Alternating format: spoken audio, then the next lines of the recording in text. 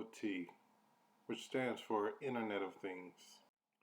The simplest definition given for IoT would be sensors embedded into everyday devices and interconnected via the internet to speak with one another. The term IoT, Internet of Things, was first coined by Kevin Ashton back during his work with Procter & Gamble in 1999.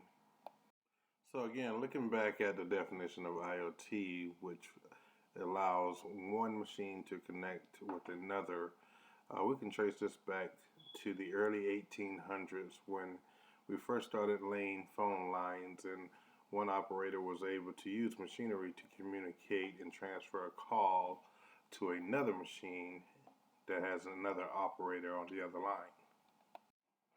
In 1969 was the first development and first opportunity that we had to explore the internet.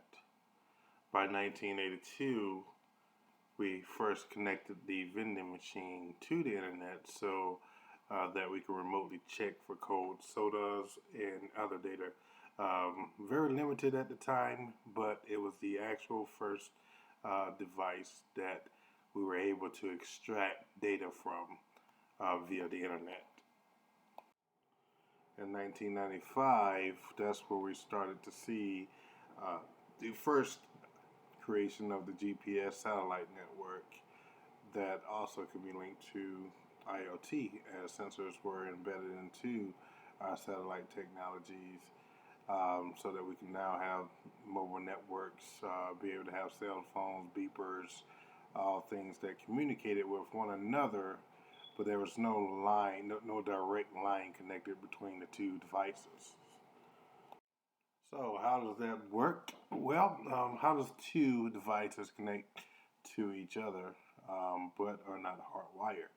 Well, the simple answer to that question is via the cloud. Well, not these clouds per se, but these clouds, data centers. Data centers that are owned by the largest companies around the world, such as Amazon, Google, Oracle. They all house data centers that allow one device to connect with thousands of other devices via the internet. So why is IoT such a hot topic? Well, the simple answer is nowadays we use it everywhere, especially in our homes. Some simple devices such as Amazon Echo or Google Home or Apple Siri, we use those devices around our home to connect with other devices in our home that allow us to have the conveniency of dedicating more work towards something that we would like to, instead of having to do it the old way and use a lot of our time. Here are a couple of videos that I've put together around my home to show you how I use IoT today. Oh man, well, looks like my Falcons lost again. I'm about to lose. Alexa, turn off the living room TV.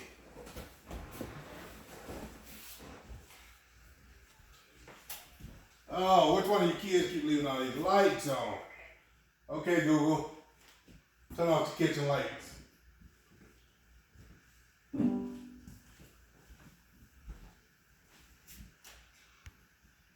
And they've had 5 sacks today. Oh, they fouled. Losing in the fourth quarter. They delivered. They have, and they control both lines of scrimmage. 5 minutes to go, down 2 touchdowns. Okay, Google. Play Stranger Things on NVIDIA Shield. First down on the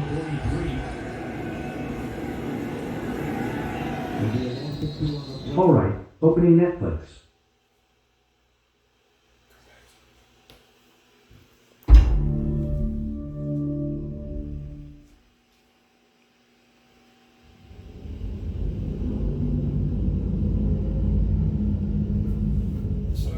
Good movie, Stranger Things, good show. Do a little binge watching. I need to set some mood lighting. Okay, Google, turn on my theater lights. Sure. Turning on 3 lights. Alright.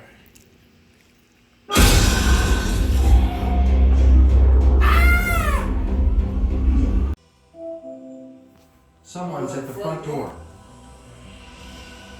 Who is that? Wow, it's just my son. Trying to watch the movie!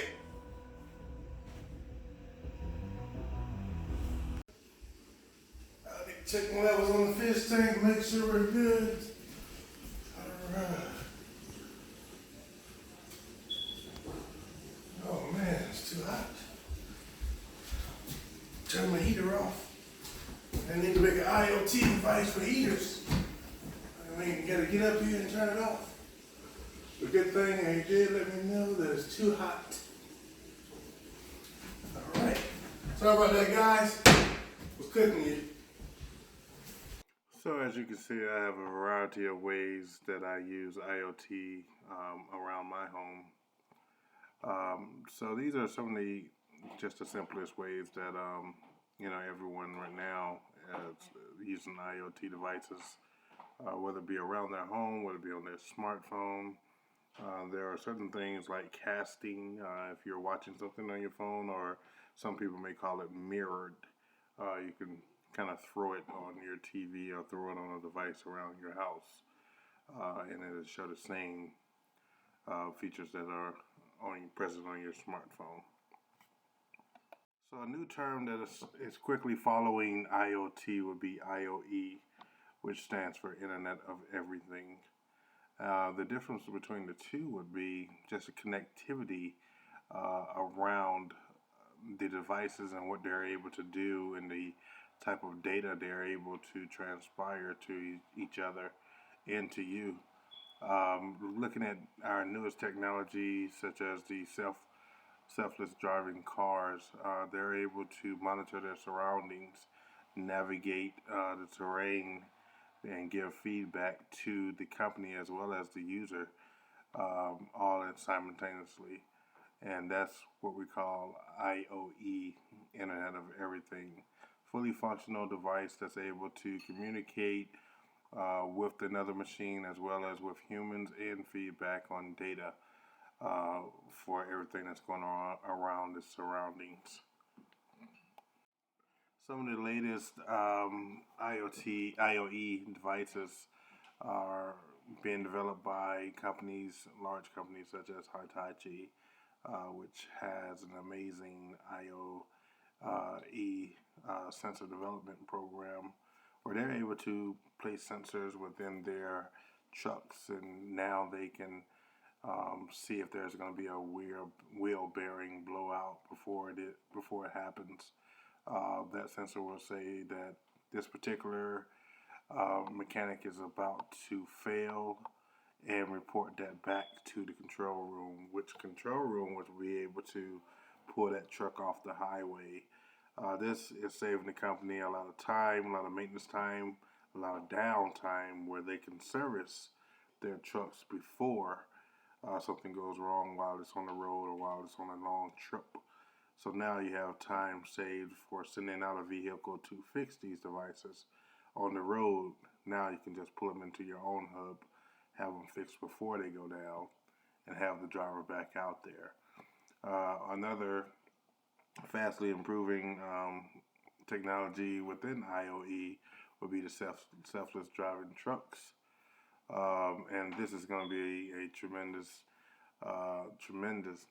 technology once it's 100% developed, where now you'll be able to have shipments that will be able to go coast to coast without stopping, as is required. Now humans require at least 10 hours of sleep, given every, I believe it's 8 to 9 hours on the road of driving, they have to be off of the road for 10 hours minimum.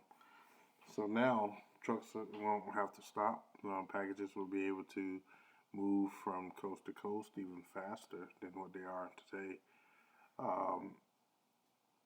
And this is just one of the latest trends of IoE that we're able to do.